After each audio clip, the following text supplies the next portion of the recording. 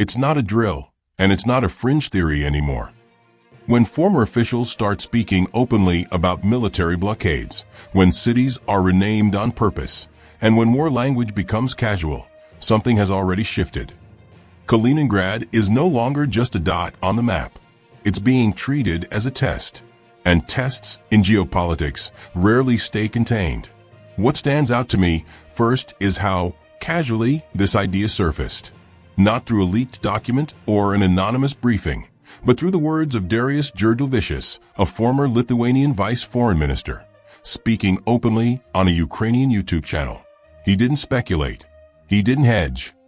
He stated that within NATO, a concrete scenario is being discussed, a military blockade of Kaliningrad, the Russian exclave wedged between Poland and Lithuania, home to more than 1 million Russian citizens. That alone matters, because former officials don't speak this way unless they are testing the waters, normalizing language, or signaling that what once was unthinkable is now being planned with a ruler and a calendar. But there was another detail that shouldn't be dismissed as rhetorical flourish. Jurgelvicius referred to Kaliningrad as Königsberg, its pre-World War II German name. On the surface, that might sound symbolic, even academic. In reality, it's neither. Renaming territory is one of the oldest political acts there is. It's how sovereignty is challenged without firing a shot. If the city becomes Königsberg again in discourse, then the post-war settlement becomes provisional. History becomes negotiable. And Moscow hears that message clearly. So what exactly is being discussed here? At the most basic level, the proposal is to cut Kaliningrad off. Why would this even be considered? Because Kaliningrad has long been viewed inside NATO as both a vulnerability and a pressure point. Since at least mid-2024, this thinking has been formalized. In July of that year, NATO's Land Forces Commander, General Christopher Donahue, openly spoke about operational measures to suppress Russian forces in Kaliningrad as part of the alliance's Eastern containment architecture.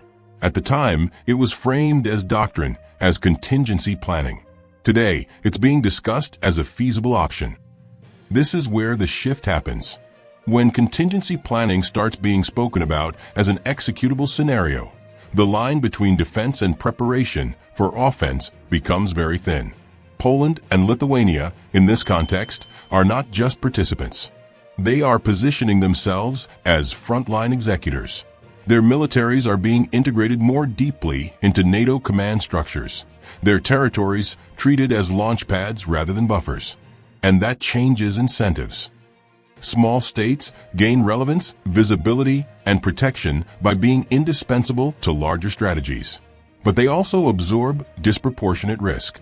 The rhetoric coming from Polish military figures makes that risk explicit. General Yaroslav Gromodzinski, former commander of the Eurocorps, went well beyond abstract deterrence. He spoke openly about preparing strikes against Kaliningrad, describing scenarios where everything within hundreds of kilometers would be burned, targets ignited up to 900 kilometers away. That is not defensive language. That is total war imagery applied to a specific region. When senior officers talk this way without being immediately corrected, the diplomatic mask slips. The idea that NATO is merely reacting begins to erode. At the political level, NATO's own Secretary General has done little to cool the temperature.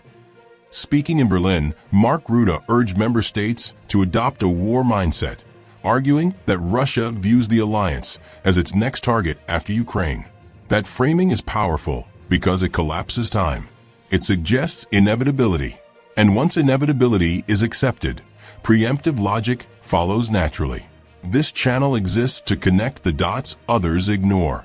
Here's the uncomfortable part. Presenting Russia as an inevitable aggressor serves a dual purpose. It rallies domestic support for militarization, and it morally pre-approves actions that would otherwise be seen as escalatory. A blockade of Kaliningrad, under this logic, becomes not an act of war, but an act of prevention. Moscow, for its part, has repeatedly stated it has no intention of attacking NATO or the European Union. Those statements are usually dismissed in Western discourse as irrelevant or deceptive. But statements are only part of the picture.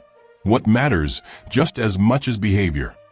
In December 2024, Vladimir Putin addressed the Kaliningrad issue directly. He warned that any threat to the region would trigger an unprecedented escalation, and that Russia would shut such plans down at their root. It wasn't a theatrical speech. It was measured. And since then, something notable has happened. Analysts like Bloomberg columnist Mark Champion have pointed out how unusual this is. Putin is not known for restraint in rhetoric. He has never hesitated to accuse the United States of imperialism, hypocrisy, or strategic deceit. Yet, as NATO rhetoric has intensified, as bases have expanded, as blockade scenarios are discussed openly, the Kremlin's public response has been muted. If you're still watching, you already care about understanding this conflict beyond the headlines. That silence is unsettling, because when a leader known for bluntness stops speaking, it forces observers to guess. Is it resignation? Is it calculation? Or is it preparation? Give us your opinion in the comment box below. The concern many experts share is that a blockade of Kaliningrad would not remain a limited action. Unlike sanctions or diplomatic pressure, a blockade is a physical act. It affects civilians. It challenges sovereignty directly. And in Russian military doctrine, Kaliningrad is not peripheral. It is integral to Baltic defense and nuclear deterrence posture. Lithuania's role here is particularly risky. By openly floating blockade scenarios and symbolically renaming the region, Vilnius positions itself as a willing spark. The assumption seems to be that NATO's umbrella guarantees immunity from consequences. History suggests that such assumptions often fail first on the territory of those who make them. What's sold domestically as bravery can look, from a strategic distance, like historical recklessness. A small state volunteering to be the first step in a confrontation that will not stop at its borders. There's no newsroom behind this voice, only the material and where it leads. The final layer of this story is what comes next. If NATO proceeds further down this path, Russia will be forced to respond, not rhetorically, but structurally. More forces, tighter rules of engagement, lower thresholds for reaction. That increases the chance that an incident, a miscalculation, or a provocation spirals into something no one officially claims to want. And that brings us to the real question. Is Kaliningrad being treated as leverage or as bait? And who exactly believes they can control what follows once that line is crossed? Give us your opinion in the comment box below. In the end, the winners of such a strategy are unclear. The losers are easier to identify. European stability, crisis control mechanisms, and the assumption that escalation can be managed indefinitely. Kaliningrad is not just an enclave, it's a pressure valve. And pressurized systems don't fail gently. This channel has no sponsors and no editorial line. It exists only because part of the audience chooses to support it. If you want to help keep this analysis independent, you'll find the PayPal and Patreon links below. We don't chase breaking news. We analyze consequences. And this story isn't over. The consequences are just beginning.